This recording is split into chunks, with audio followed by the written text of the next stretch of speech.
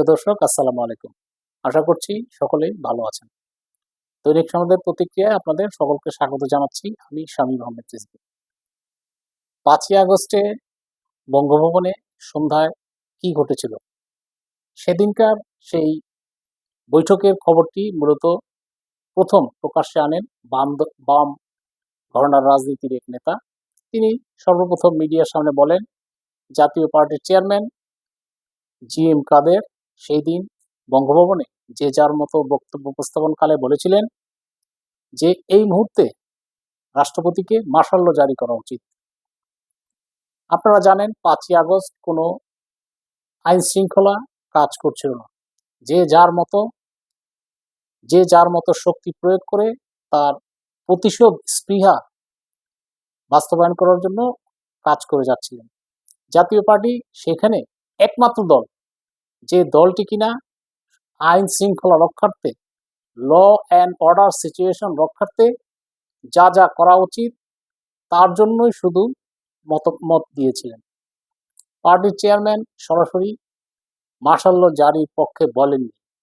জাতীয় পার্টির চেয়ারম্যান দেশে আইন শৃঙ্খলা এবং সকলের সহাবস্থানের উপর নিশ্চিত করার উপর গুরুত্ব দিয়েছিলেন। এই কথাটাকে ভুলভাবে ব্যাখ্যা করা হয়েছে। এমনিভাবে এই এই বিতর্ক উস্কে দিয়ে কিছু সাংবাদিকও তাদের কাজ করে যাচ্ছেন। তারা জাতীয় পার্টিকে বোঝাতে চাচ্ছেন জাতীয় পার্টি আওয়ামী লীগের সাথে ছিল, আওয়ামী লীগের মহাজোটে ছিল এবং ১৪ দলের সাথে ছিল। একটি প্রমাণ তারা দেখাতে পারবেন, ২০১৮ সালের নির্বাচনের আগে পার্টির প্রতিষ্ঠাতা চেয়ারম্যান হুসেইন মোহাম্মদ এরশাদ মহাজোট আনুষ্ঠানিকভাবে বিলুপ্ত ঘোষণা করেছিলেন। তারপর থেকে জাতীয় পার্টি মহাজোটের কোনো অংশীদার নয়। আওয়ামী লীগ সরকার পরিচালনা করেছেন, এর বাইরেও তাদের একটি ১৪ দলীয় জোট ছিল। সেই জোটের সিদ্ধান্তের আলোকে তারা সরকার পরিচালনা করেছেন। কিন্তু ইনিয়ে বিনিয়ে কিছু সাংবাদিক, কিছু ইউটিউবার বলতে চাচ্ছেন জাতীয় পার্টি এখনো মহাজোটেই রয়েছে। জাতীয় পার্টি তাদের কার্যক্রম আংশিকভাবে পরিচালনা করছেন। তারা চোখে দেখছেন না জাতীয় পার্টির রাজনৈতিক কার্যক্রম। ১লা জানুয়ারি জাতীয় পার্টির প্রতিষ্ঠা বার্ষিকী রয়েছে। প্রতিষ্ঠা বার্ষিকীতে কাকরাইল ডিপ্লোমা ইঞ্জিনিয়ার্সে প্রতিষ্ঠা বার্ষিকী আলোচনা সভা অনুষ্ঠিত হবে দুপুর ২টায়। সকালে কেন্দ্রীয় কার্যালয় কাকরাইলে দলীয় পতাকা এবং জাতীয় পতাকা উত্তোলন করা হবে।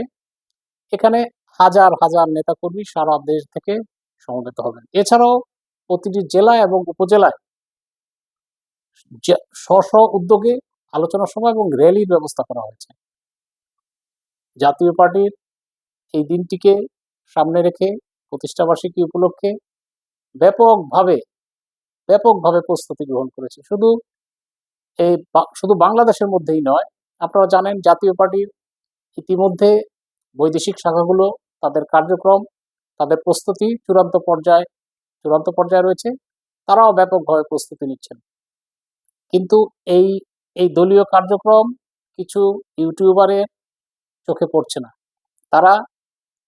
তারা জাতীয় পার্টির কার্যক্রমকে সীমিত আকারে দেখছেন। এখানে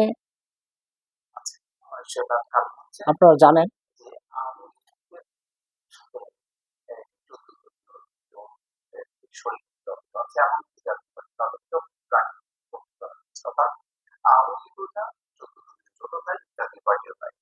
যার ফলে এখন জানতে পারছে না যদি জাতীয় পার্টি তার কার্যক্রম আকারে আছে, কিন্তু আওয়ামী লীগের বাইরে দলের কোনো শরীর তার কার্যক্রম প্রকাশ্যে আছে বা তারা মাঠে তৎপর এমন কিছু এই ইউটিউবার বরাবরই জাতীয় পার্টিকে নিয়ে নেতিবাচক মন্তব্য করেন। তিনি বোঝাতে চান জাতীয় পার্টি নিঃশেষ হয়ে গেছে। জাতীয় পার্টির কার্যক্রম তার চোখে পড়ে না। জাতীয় পার্টি আছে, জাতীয় পার্টি থাকবে এবং জাতীয় পার্টির যে গৌরবময় ইতিহাস, সেই ইতিহাসের মাধ্যমেই বেঁচে থাকবে। কেউ কুৎসা রটনা করে জাতীয় পার্টিকে এদেশের জনগণের মন থেকে মুছে ফেলতে পারবে না। জাতীয় পার্টির লাঙল এদেশের জনগণের হৃদয়ে ধারণ করে তাদের ভালোবাসাই জাতীয় পার্টি বেঁচে থাকবে। আল্লাহ হাফেজ, সবাই ভালো থাকবেন।